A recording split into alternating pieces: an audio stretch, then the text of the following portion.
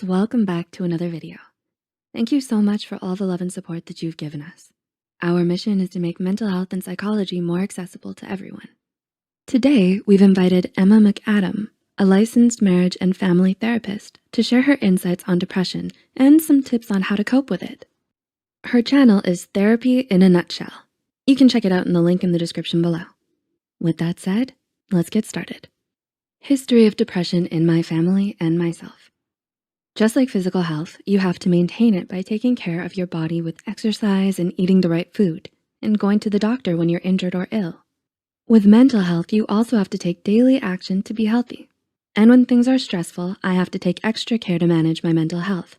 So for example, when I was in grad school or when I'm pregnant or postpartum, and right now, when we as a global community are fighting a pandemic, we all have to take a little extra care of our mental health. What I'm going to talk about today is more about maintaining mental health than it is about getting out of the deepest pit of depression. When you're deep in a depressive episode, it can be really hard to see any light. It feels like you're at the bottom of a pit and can't imagine what it feels like to be out of it. At that place, often all you can do is tiny steps and hopefully get some help to get out of there. So don't allow yourself to get overwhelmed by my routine. Just choose one little thing to start with and then take the next step when you can. Number 1, morning routine. So the first thing I do every day is getting on my knees and praying. I express gratitude for the day and for my life and the opportunity I have to do good in the world. And that connection with God, for me, helps me feel loved and purposeful through my day.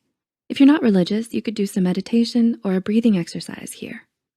I try not to look at my phone first thing in the morning because I want to start my day intentionally, the way I want it to be. If I open social media, I'm letting others choose what I take in, and that could be positive, negative, stressful, uplifting, or critical. And so I just choose to start my day with some quiet time. I do a little reading, and then I write out my goals and priorities for the day. And right now, with all the news that's frightening, I choose to listen to the news around lunchtime, once a day, so that I don't get constantly stressed out and have time to process it during my waking hours. And speaking of waking hours, let's talk about sleep for a minute.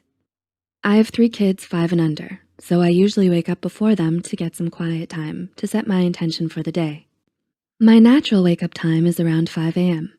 I don't usually set an alarm, but to wake up then, I often go to bed between 9 to 10 p.m. I'm not fighting my natural biorhythms. I just listen to my body, and this is the schedule that works best for me personally. For many people, they might have different sleep needs or a different schedule. Sleep is super important to managing depression. There's a massive correlation between sleep problems and depression. Lack of sleep can cause depression, and getting good sleep can actually let your brain heal from depression. So I really value my sleep. I have old friends who nicknamed me 905 because I often go to bed at that time and I miss out on some fun for sure, but it's what keeps me healthy, so it's worth it for me. For each person, your sleep needs are different, but getting enough sleep can really make a big difference. One study found that 87% of people with depression who resolved their insomnia significantly decreased their depression symptoms. Number 2, get dressed and showered. Okay, so after waking up refreshed and taking quiet time to pray, study, and set my intentions for the day, I make sure to get showered and dressed. I found that this can be really hard when you're depressed, but being clean and dressed helps me feel more energetic and gets rid of my excuses. I mean, if I have yesterday's makeup all over my face and I'm wearing PJs, it makes it hard for me to want to go out and see friends or be social or get things done. So just get dressed for the day. Then I take my multivitamins, and if I remember, I take my omega-3 supplements. And nutrition is an important part of my routine as well.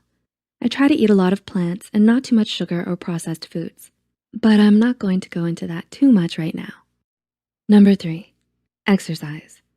The other essential part of my mental health maintenance is exercise. There's so much research that proves that exercise is great for mental health. It helps clear brain fog, and it helps reduce stress chemicals in your brain. I feel like when I exercise, it just works through a backlog of pent-up emotions, and I can feel my body relax. I think it also helps me deal with anger and frustration, and I just like it. I know a lot of people exercise in the morning, but for me, back when I worked full-time, I used to always go climbing or for a hike or run after work. That's when I needed it the most. And it was hard for me to get motivated in the morning, but by afternoon, I was looking forward to it. Now that I'm a full-time mom, I have to be more creative in how I get my exercise in. I often just work out in the yard, gardening, digging in the dirt, and running around the yard with my wheelbarrow. Or I'll do some yoga on TV, or go for a walk with my kids, or pull them behind my bike.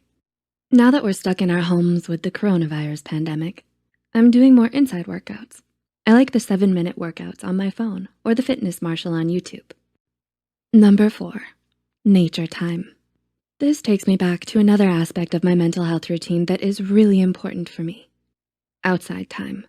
I need nature. I need to see the sky and soak in some sun.